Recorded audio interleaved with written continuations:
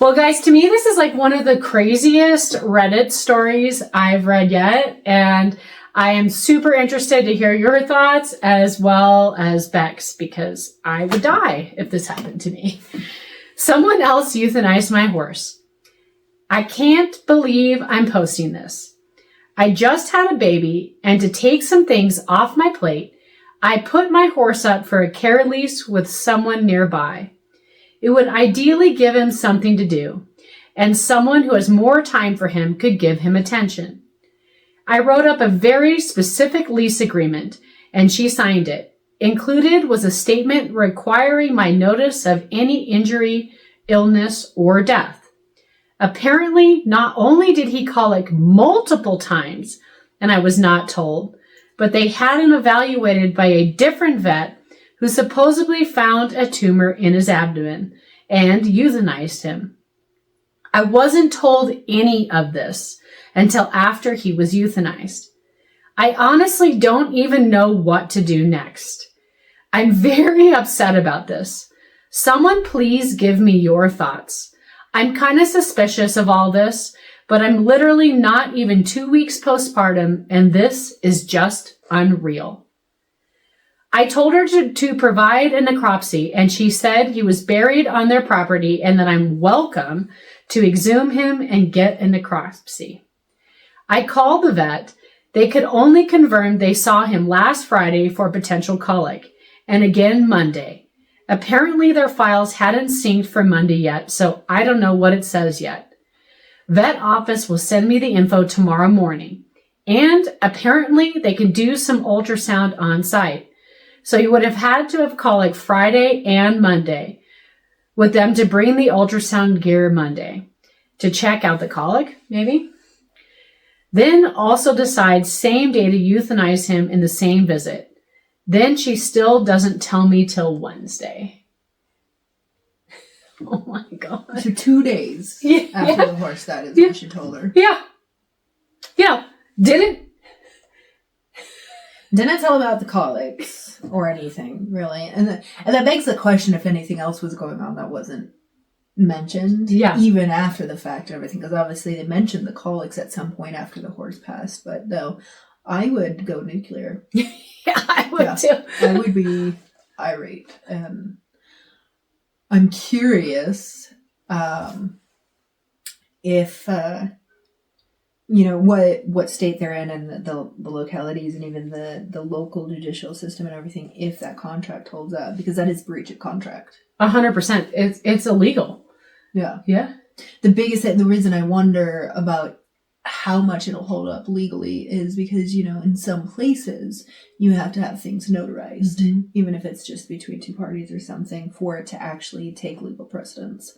I don't know if that would be the same situation here or not, but I definitely would reach out to an attorney or few. And that's going to be a lot for somebody who's 2 weeks postpartum.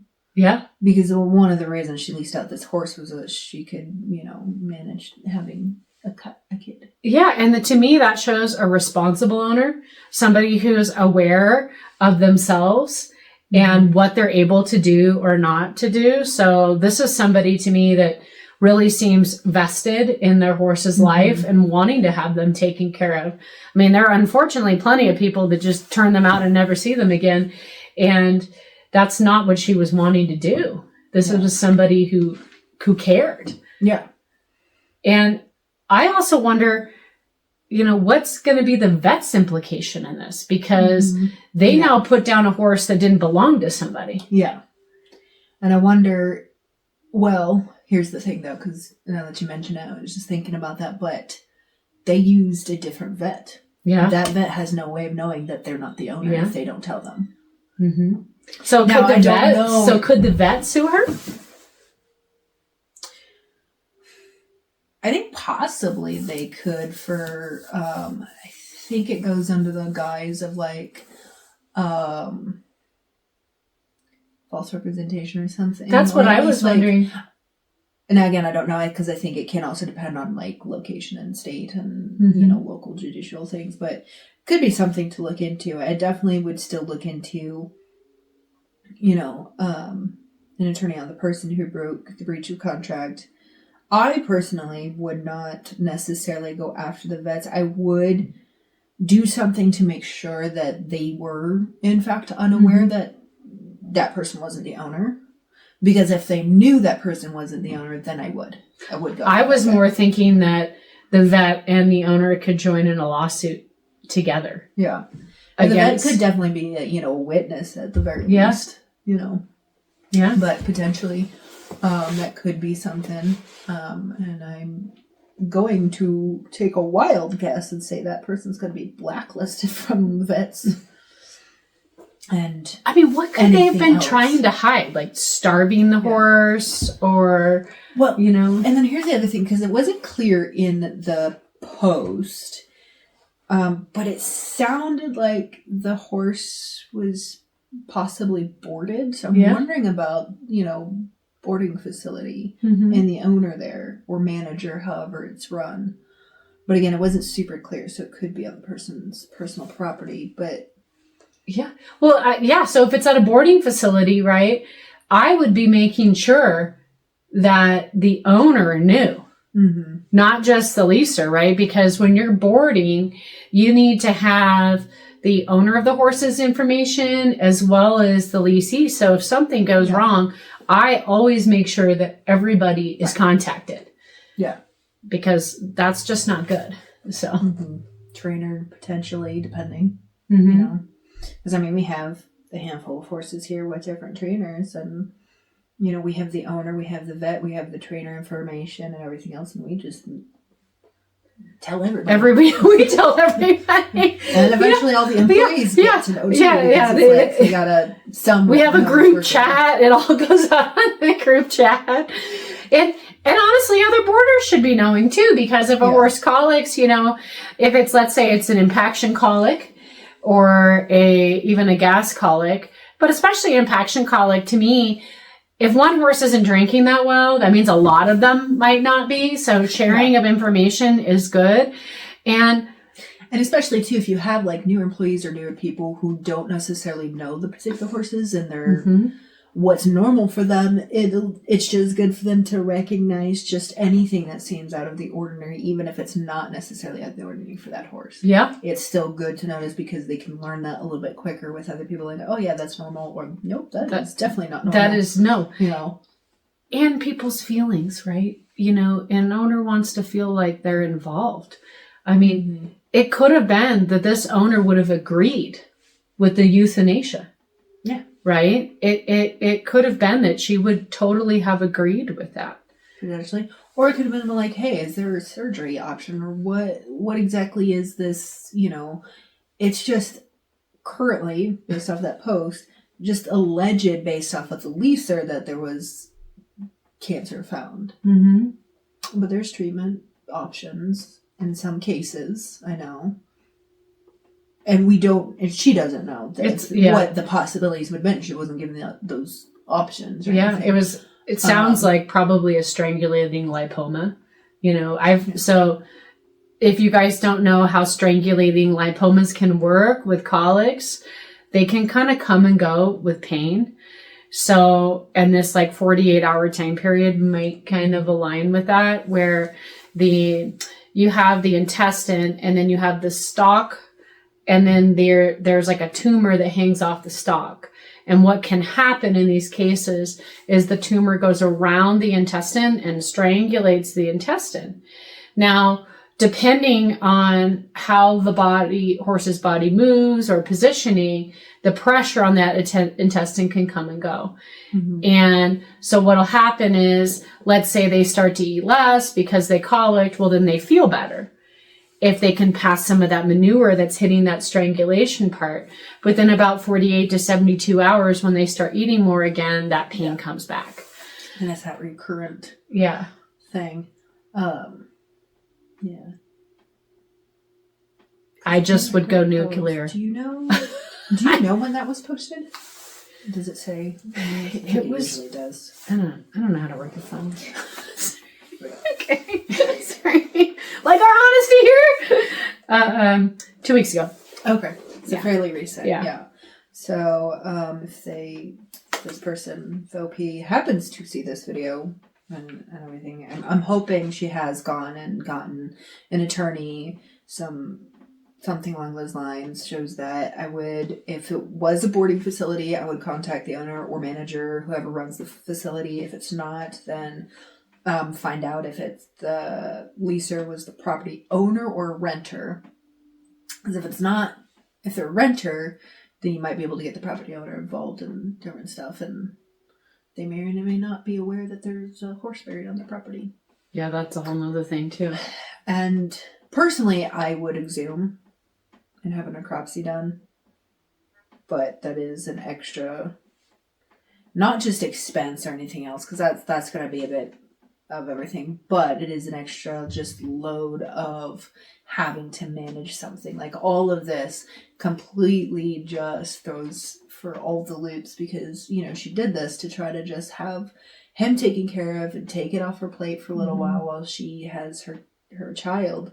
And now not only is it she not only doesn't have her horse anymore, now she has to deal with all of this outcome and all of the issues arising from somebody putting her horse down, not taking care of it properly, breaching that contract. And it's so much extra work and so much extra mental capacity. And she's not even going to be able to grieve. Yeah. So now, I was going to say, she has no time to grieve right now. No, she's got a baby. And yeah.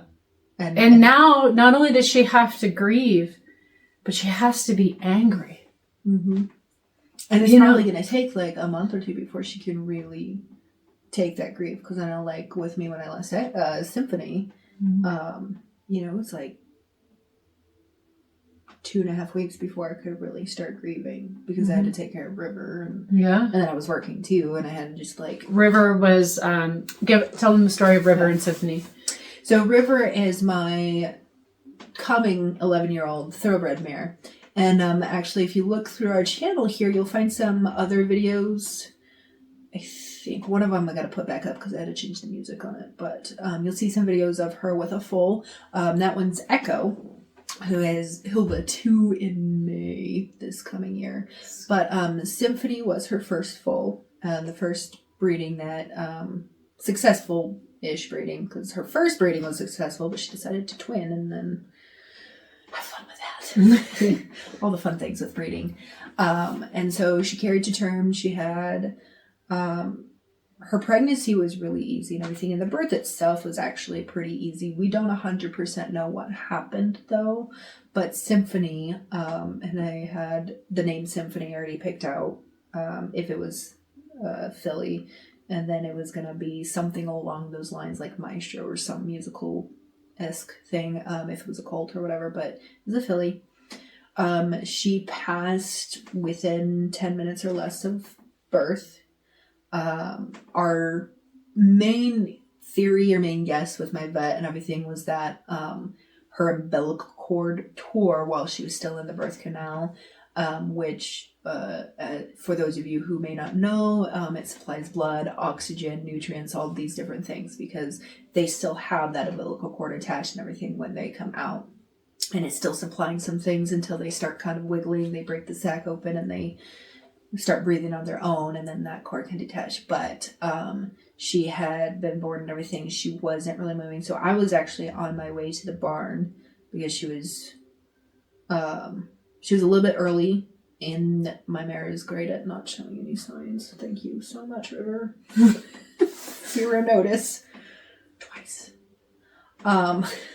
So I was on my way because I had cameras and everything, and I would check the cameras, and then I'm looking, and mind you, this is my mare's first foal at this point, right? So you'd think there'd be some awareness, something that pacing or something that she might be doing, but like, hey, Emily, no, nothing. She's eating, she's munching, whatever.